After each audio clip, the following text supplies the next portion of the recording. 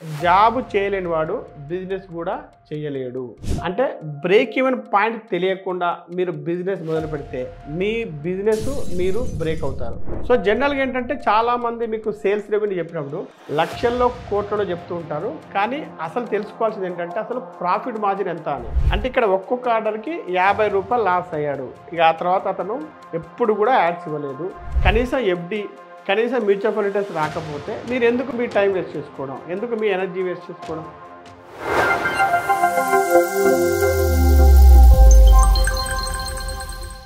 మన ఛానల్లో బిజినెస్ సిరీస్లో భాగంగా మనం కొన్ని వీడియోలు చేయడం జరిగింది. ఫర్ ఎగ్జాంపుల్ ఏంటంటే జాబ్ చేయాలా, బిజినెస్ చేయాలా, 9 రకాల వ్యక్తులు బిజినెస్ చేయలేరు. ఇటువంటి వీడియోస్ ఏంటంటే మంచి రెస్పాన్స్ దొరికింది మీ నుండి. సో దానిలో భాగంగా మనం ఈరోజు చెప్పుకునే వీడియో ఏంటి అంటే, మీలో 100 మంది బిజినెస్ స్టార్ట్ చేద్దామని అనుకుంటున్నారు అనుకోండి, అందులో 99 మందికి ఈ 7 విషయాలు తెలియదు. అంటే మనం ఈ వీడియోలో చెప్పుకోబోయే 7 విషయాలు తెలియవు. 7 విషయాలు అంటే ఇందులో 7 లెక్కలు ఉంటాయి. ఆ 7 లెక్కలు చాలా సింపుల్గా ఉంటాయి. ఎందుకంటే మనం చాలా ఎగ్జాంపుల్తో సహా చెప్పడం జరిగింది. ఇదేదో MBA క్లాస్కి మాత్రం కాదు.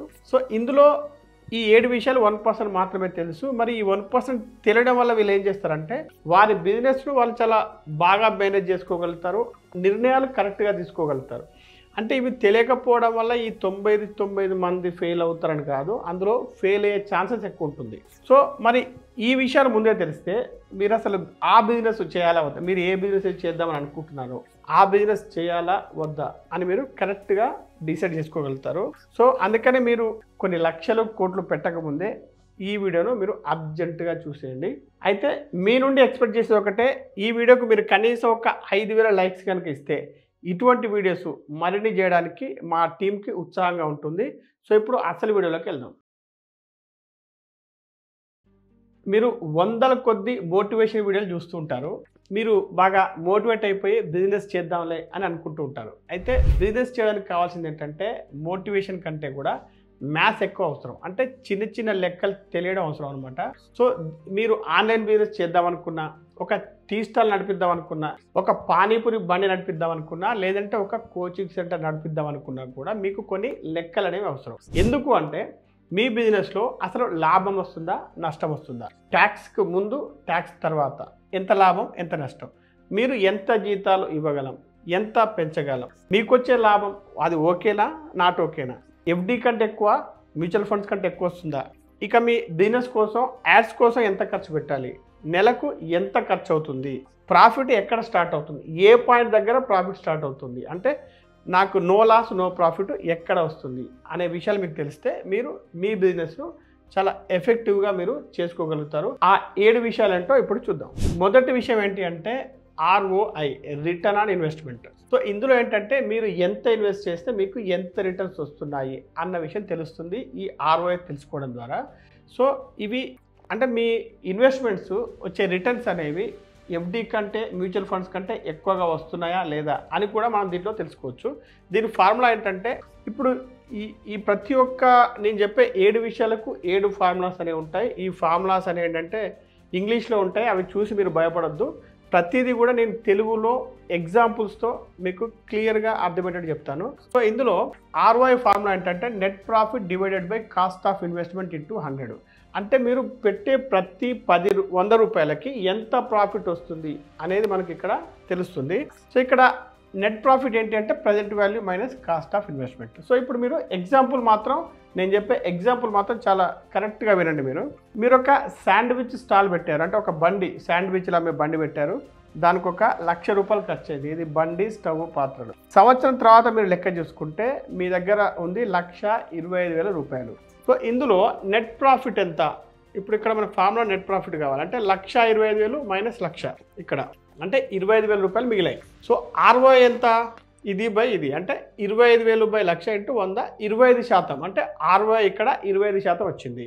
ఇప్పుడు ఇక్కడ మీరు ఎఫ్డీలో కనుక డబ్బులు పెడితే మీకు వచ్చే రిటర్న్స్ 6 to 7% ఉంటాయి. మ్యూచువల్ ఫండ్స్లో పెడితే 12 to 15% రిటర్న్స్ వచ్చే అవకాశం ఉంది. కానీ ఇక్కడ మీకు 25% వస్తుంది. అంటే ఇది బెస్ట్ బిజినెస్ అని మనం చెప్పుకోవచ్చు. ఇప్పుడు కొన్ని షాపులు ఉంటాయి 3 to 4% రిటర్న్స్ కూడా రావు. ఇక కొన్ని కిరాణా షాపులు అయితే 5 to 10%తో నడిపిస్తూ ఉంటారు. మీ టైము మీ ఎనర్జీ వేస్ట్ చేసుకోవడం అవసరమా అనేది మీరు ఆలోచించండి. కనీసం ఎఫ్డి కనీసం మ్యూచువల్ ఫండ్ రిటర్న్స్ రాకపోతే మీరు ఎందుకు మీ టైం వేస్ట్ చేసుకోవడం, ఎందుకు మీ ఎనర్జీ వేస్ట్ చేసుకోవడం? సో ఇప్పుడు ఇక్కడ మీకు ఇటువంటి రిటర్న్స్ వచ్చాయనుకోండి, మీరు ఎఫ్డీకి వెళ్ళిపోండి, లేదు మ్యూచువల్ ఫండ్స్ అనుకోండి. మీరు ఇప్పుడు స్క్రీన్ మీద కనిపిస్తున్న వాట్సాప్ నెంబర్కి వాట్సాప్ చేయండి. మా టీం మీకు మ్యూచువల్ ఫండ్స్ విషయంలో హెల్ప్ చేయడానికి సిద్ధంగా ఉంటారు. దాంతోపాటు హెల్త్ ఇన్సూరెన్స్, టర్మ్ ఇన్సూరెన్స్ ఇలాంటి సర్వీసులు కూడా మన దగ్గర అవైలబుల్ ఉన్నాయి. సో ఇప్పుడు నెక్స్ట్ పాయింట్ చూద్దాం. ROAS అంటే రిటర్న్ ఆన్ అడ్వర్టైజింగ్ స్పెండ్. అంటే మీరు ఏదైతే అడ్వర్టైజింగ్ చేస్తుంటారో అది మీకు వర్కౌట్ అవుతుందా లేదా. అడ్వర్టైజింగ్ అంటే మన సినిమాలు, టీవీలు దాంట్లో చేసే అడ్వర్టైజ్మెంట్ కాదు. ఈ రోజుల్లో సోషల్ మీడియాలో కూడా కరపత్రాలు, చిన్న చిన్న అడ్వర్టైజ్మెంట్స్ కూడా అది అడ్వర్టైజింగే. మీరు ₹1 ఖర్చు పెడితే మీకు ఎంత సేల్స్ అవుతుంది, ఎన్ని రూపాయలు సేల్స్ అవుతుంది? ₹1 పెడితే ₹2 అవుతుందా, ₹1 పెడితే ₹4 వస్తుందా అనేది చూద్దాం. దీని ఫార్ములా ఏంటంటే ROAS revenue from ads divided by cost of ads. ఇప్పుడు మీరు ఒక ఆన్లైన్ శారీ స్టోర్ పెట్టారనుకుందాం. దాంట్లో మీరు ఇన్స్టాగ్రామ్లో యాడ్స్ ఒక ₹5,000 ఖర్చు పెట్టారు. దానివల్ల మీకు ఆర్డర్స్ వచ్చాయి, ఒక ₹20,000 వచ్చాయి. సో ఇప్పుడు ఇక్కడ ROAS కనుక మనం లెక్కిస్తే, ఈ ఫార్ములా కనుక లెక్కిస్తే 20,000 బై 5,000 ఈజ్ ఈక్వల్ టు ₹4. అంటే ₹1 ఖర్చు పెడితే మీకు ₹4 సేల్స్ జరుగుతున్నాయి. అంటే ఇది ఓకే అని చెప్పవచ్చు. కానీ ఇది కనుక ₹2 ఉందనుకోండి, అంటే ROAS కనుక 2 కంటే తక్కువ ఉంటే ఇది మీకు వర్కౌట్ కాదు. ఎందుకు అంటే దీంట్లో ప్రోడక్ట్ కాస్ట్ ఉంటుంది, డెలివరీ, ప్యాకింగ్, చాలా ఖర్చులు ఉంటాయి. కాబట్టి అది మీకు వర్కౌట్ కాకపోవచ్చు. అది ఎలా అంటే, నా ఫ్రెండ్ ఒకడు ఒక బుక్ను ప్రమోట్ చేయడానికి ఆ బుక్ కాస్ట్ ₹300 ఇన్స్టాగ్రామ్, ఫేస్బుక్లో యాడ్స్ నడిపించిన తర్వాత ఒక వారం రోజులు నడిపించాడు. తర్వాత చూస్తే లెక్క చూస్తే తేలింది ఏంటి అంటే, ఒక ఆర్డర్ రావడానికి ₹150 ఖర్చు అయింది. సో ఇప్పుడు ₹150 ఖర్చు పెడితే ₹300 వస్తున్నాయి. ఈ ₹300లో ఆ బుక్ ప్రింటింగ్కి ₹100, కొరియర్ ఛార్జెస్ ₹80, ప్యాకేజింగ్కి 20, అంటే ₹200 ప్లస్ అతను పెట్టే ఖర్చు 150, అంటే ₹350. అంటే ఇక్కడ ఒక్కొక్క ఆర్డర్కి ₹50 లాస్ అయ్యాడు. ఇక ఆ తర్వాత అతను ఎప్పుడు కూడా యాడ్స్ ఇవ్వలేదు. అంటే ఇప్పుడు ఇక్కడ ROAS ఇక్కడ వర్కౌట్ కాలేదు. బుక్ కాస్ట్ కనుక ఒక ₹1000 ఉందనుకోండి, అప్పుడు అది ROAS వర్కౌట్ అవుద్ది. ఇక మూడవది వర్కింగ్ క్యాపిటల్. వర్కింగ్ క్యాపిటల్ అంటే ఏంటి అంటే, ఇది ఒక డైలీ ఆక్సిజన్ లాంటిది అనమాట బిజినెస్ కోసం. అంటే మీరు ఒక నెల బిజినెస్ నడిపించడం కోసం దానికి సరిపోయేటంత డబ్బు కానీ, స్టాక్ కానీ మీ దగ్గర ఉందా లేదా అనేది ఇది మనకు తెలియజేస్తుంది. సో దీని ఫార్ములా, 2 ఫార్ములాలు ఉన్నాయి దీంట్లో. Net working capital is equal to current assets minus current liabilities. Working capital ratio is equal to current asset divided by current liabilities. So ఒక ఎగ్జాంపుల్ చూస్తే ఇంకా మీకు క్లియర్గా అర్థమవుతుంది. ఒక కిరాణా షాపు మీరు నడిపిస్తున్నారు. మీరు మీ చేతిలో క్యాష్ ఎంత ఉంది, మీ చేతిలో క్యాష్ ప్లస్ మీ బ్యాంకులో ఉండే బ్యాంక్ బ్యాలెన్స్, మీ దగ్గర స్టాక్ ఉంటుంది కదా, మెటీరియల్ యొక్క విలువ, ప్లస్ మీకు ఆల్రెడీ కస్టమర్ దగ్గర నుంచి వచ్చే డబ్బులు, బాకీ పెట్టే డబ్బులు, ఇవన్నీ కలిపి అంటే మీకు వచ్చేవి 8 లక్షలు ఉన్నాయి. అంటే మీ దగ్గర ఉన్నవి మీకు వచ్చేవి 8 లక్షలు. ఇక మీ దగ్గర నుండి పోయేవి ఏంటి అంటే, మీరు సప్లయర్స్కి ఇచ్చే పేమెంట్స్ కానీ, అద్దె కానీ, రెంట్ కానీ, మీ శాలరీస్ కానీ, కరెంటు బిల్లు, ఇటువంటివన్నీ కలిపితే ఇంకొక 5 లక్షలు ఉన్నాయి. సో ఇక్కడ net working capital is equal to ఇది మైనస్ ఇది, అంటే మనకు 3 లక్షలు వస్తుంది. ఇది ఒక బాగుంది. ఇక వర్కింగ్ క్యాపిటల్ రేషియో కనుక చూసుకుంటే 8/5 1.6, అంటే ఇది ఏదైనా 1 కంటే ఎక్కువ ఉందంటే ఇది రేషియో బాగుంది అని అర్థం. అంటే బిలో 1 ఉందనుకోండి, 1 కంటే తక్కువ ఉంటే మీకు అప్పులు ఎక్కువ, బాధ్యతలు ఎక్కువ, పైగా మీకు వర్కింగ్ క్యాపిటల్ అనేది ఉండదు అని మనం అర్థం చేసుకోవాల్సి ఉంటుంది. అప్పుడు బిజినెస్ అనేది నడవకపోవచ్చు. ఇక తర్వాతది ప్రాఫిట్ మార్జిన్. అంటే అన్ని ఖర్చులు పోగా నాకు ఎంత మిగులుతుంది అనేది ఇక్కడ తెలియజేస్తుంది అనమాట. అంటే ఇప్పుడు మీరు ఒక ₹100 కనుక సంపాదిస్తే అసలు ప్రాఫిట్ ఎంత వస్తుంది అన్నది మీకు ప్రాఫిట్ మార్జిన్ ద్వారా తెలుస్తుంది. దీనికి 2 ఫార్ములాస్ ఉన్నాయి ఇక్కడ. అంటే మనం ముందు వెనుక రాసినట్టున్నాం. First gross profit margin is equal to revenue minus COGS by revenue into 100. అంటే COGS అంటే cost of goods sold. Example చూస్తే మీకు అర్థం అవుద్ది. Net profit margin is equal net profit by net revenue into 100. So ఇప్పుడు example జాగ్రత్తగా వినండి. మీరు బేకరీ నడిపిస్తున్నారు, మీరు కేకులు అమ్ముతున్నారు. అందులో ముఖ్యంగా నెలకు ₹2 లక్షల అమ్మకాలు జరిగాయి, ₹2 లక్షల. సో ఇప్పుడు ఈ కేకులు తయారు చేయడానికి మీకైనా ఖర్చు, ఈ పదార్థాలు ఏంటంటే పిండి, చక్కెర, క్రీము, చాక్లెట్, వీటికి ₹1,20,000 ఖర్చు అయింది. సో ఇందులో gross profit is equal to, ఇక్కడ మనం చెప్పినట్టు గ్రాస్ ప్రాఫిట్ దీంట్లో పైన gross profit is equal to 2 లక్షలు మైనస్ 1,20,000 80,000. గ్రాస్ మార్జిన్ ఎంత అంటే ఈ 80,000 డివైడెడ్ బై 2 లక్షలు ఇంటూ 100 40% మనకు గ్రాస్ మార్జిన్ ఉంది. కానీ ఇక్కడ తెలుసుకోవాల్సింది ఏంటంటే ఈ 80,000 రూపాయల నుండి మీరు అద్దె కట్టాలి, జీతాలు ఇవ్వాలి, కరెంటు, గ్యాస్, డెలివరీ ఇవన్నీ ఛార్జెస్ ఇవ్వాలి. ఇవన్నీ ఒక 65,000 రూపాయలు వేసుకోండి. సో అప్పుడు ఎంత అవుతుంది నెట్ ప్రాఫిట్? 80,000 మైనస్ 60,000 పోతే మనకి మిగిలేది 15,000 రూపాయలు. సో ఇప్పుడు ఇక్కడ నెట్ ప్రాఫిట్ మార్జిన్ ఎంత అంటే 15,000 డివైడెడ్ బై 2 లక్షలు 7.5% మాత్రమే. అంటే టర్న్ ఓవర్ పెద్దది, ప్రాఫిట్ చిన్నది.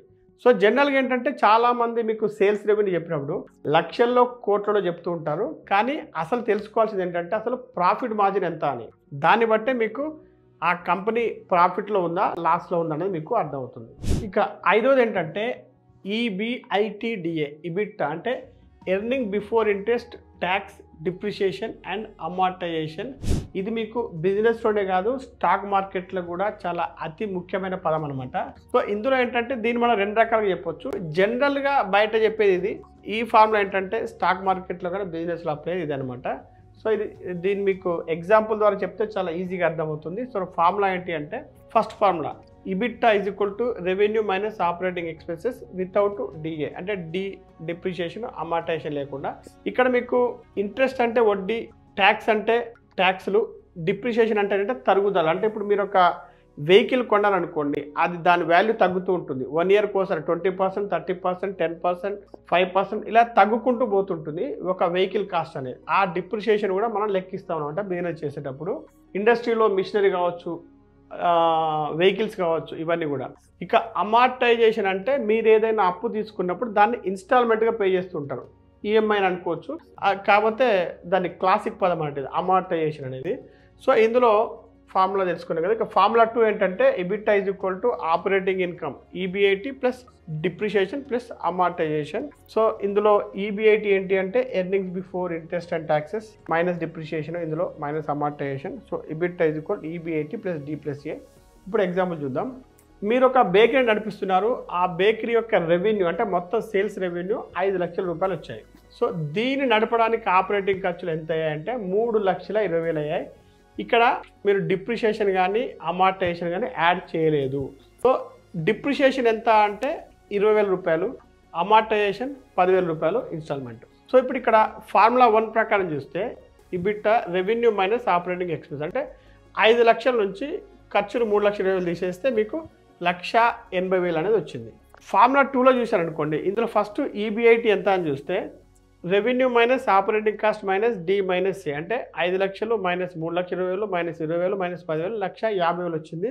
దీనికి మీరు డిప్రిషియేషన్ ప్లస్ అమార్టైజేషన్ కలిపితే మళ్ళీ 1,80,000 వచ్చింది. సో రెండు కూడా సేమ్ అనమాట. దీని ద్వారా ఏం తెలుస్తుంది అంటే ట్యాక్స్లు పోగా, డిప్రిషియేషన్ పోగా, అమార్టైజేషన్ పోగా ఎంత వస్తుంది, ఎంత ఎర్నింగ్ వస్తుంది అనేది మీకు క్లియర్గా తెలుస్తుంది. ఇక బిజినెస్లో అతి ముఖ్యమైన పదము చాలామంది తెలుసుకోవాల్సింది చాలా ఇంపార్టెంట్ ఏంటంటే BEP బ్రేక్ ఈవెన్ పాయింట్. అంటే దీంట్లో ఏంటంటే అసలు మీకు ప్రాఫిట్ ఎక్కడి నుండి ఏ పాయింట్ నుండి మొదలవుతుంది అనేది కరెక్ట్గా తెలుస్తుంది. చాలామంది పదం వినుంటారు కానీ అది ఎలా చూడాలి అనేది తెలియదు అనమాట. సో దీంట్లో ఏంటంటే ఎన్ని యూనిట్స్ అమ్మితే మీ ఖర్చులు కవర్ అవుతాయి అని ఉంటుంది. అంటే ఇప్పుడు మీరు ఒక కూల్ డ్రింక్స్ అమ్ముతున్నారు అనుకోండి, ఎన్ని కూల్ డ్రింక్లు అమ్మితే నాకు ప్రాఫిట్ స్టార్ట్ అవుతుంది. మీరు టీవీలు అమ్ముతున్నారు, ఎన్ని టీవీలు అమ్మితే నా ప్రాఫిట్ స్టార్ట్ అవుతుంది. కార్ల కంపెనీ, నాకు ఎన్ని కార్లు అమ్మితే నా ఖర్చులన్నీ పోతాయి. అంటే no cost, no profit, no loss. Next unit అమ్మినప్పటి నుంచి నాకు ప్రాఫిట్ వస్తుంది అనమాట. సో అదేవిధంగా దీంట్లో ఫార్ములా ఏంటంటే break even units is equal to fixed cost divided by selling price per unit minus variable cost per unit. So ఇప్పుడు example చెప్తే మీకు ఇక క్లియర్గా అర్థమవుతుంది. మీరు ఒక కాఫీ షాప్ నడుపుతున్నారు, లేదంటే ఏదైనా ఒక కంపెనీ నడిపిస్తున్నారు అనుకోండి. దాంట్లో ఇక్కడ ఏ బిజినెస్లో అయినా కూడా మీకు బ్రేక్ ఈవెన్ పాయింట్ అర్థం కావాలంటే మీకు 2 విషయాలు అర్థం కావాలి. ఒకటి fixed cost, 2 variable cost. Fixed cost ఏంటి అంటే బిజినెస్ కానీ కంపెనీగా నడపడానికి రెంట్ కట్టాలి, జీతాలు, ఇంటర్నెట్, ఇవన్నీ ఏంటంటే ఫిక్స్డ్ కాస్ట్ అనమాట. ఇవేమి మారవు, నెల నెల మారవు అనమాట. వేరియబుల్ కాస్ట్ అనేది ఏంటంటే మారుతూ ఉంటుంది. అంటే మెటీరియల్ కాస్ట్ మారుతూ ఉంటుంది. ఇప్పుడు పాలు, కాఫీ షాప్ అనుకోండి, పాలు, కాఫీ పొడి, చక్కెర, కప్స్ ఇవి మారుతుంటాయి. సో ఇక్కడ జనరల్గా నేను ఇంతకుముందు కంపెనీస్లో జనరల్ మేనేజర్ ఆ లెవెల్లో పనిచేసేటప్పుడు ఏంటంటే మా టార్గెట్స్ ఎలా ఉంటాయంటే ఫిక్స్డ్ కాస్ట్ అనేది తగ్గించిన అవసరం లేదు. ఫిక్స్డ్ కాస్ట్ ఉంటుంది, మనం ఏం చేయలేము. వేరియబుల్ కాస్ట్ మీరు ఎంత తగ్గిస్తే మీరు అంత పెర్ఫార్మెన్స్ బాగున్నట్టు అనమాట. అంటే ఈ వేరియబుల్ కాస్ట్ యూనిట్స్లో ఉంటుంది. మనం ఇంతకుముందు చెప్పినట్టు కూల్ డ్రింక్ యూనిట్స్, ఒక్క కూల్ డ్రింక్ కాస్ట్ నువ్వు వేరియబుల్ కాస్ట్ ఎంత తగ్గించగలుగుతావు. అలాగే టీవీ అనుకోండి, ఆ టీవీలో నువ్వు ఎంత కాస్ట్ నువ్వు తగ్గించగలిగితే నువ్వు అంత గొప్ప అనమాట. సో అదేవిధంగా ఇక్కడ మనకు బ్రేక్ ఈవెన్ పాయింట్ అనేది మనం ఎలా చేస్తామంటే, ఇప్పుడు కాఫీ షాప్ నడిపిస్తున్నారు, దీనికి ఫిక్స్డ్ కాస్ట్ అంటే ఒక నెలలో ఫిక్స్డ్ కాస్ట్ 1,20,000 ఉంది. అంటే దీన్ని మీరు ఏం మార్చలేరు, ఎందుకంటే జీతాలు ఇవ్వాల్సిందే, రెంట్ కట్టాల్సిందే, ఇంటర్నెట్ చేయాల్సిందే. ఇక మీరు అమ్మే కాఫీ ఏదైతే ఉందో అది యావరేజ్ కాస్ట్, ఒక కాఫీ ధర 120 రూపాయలు.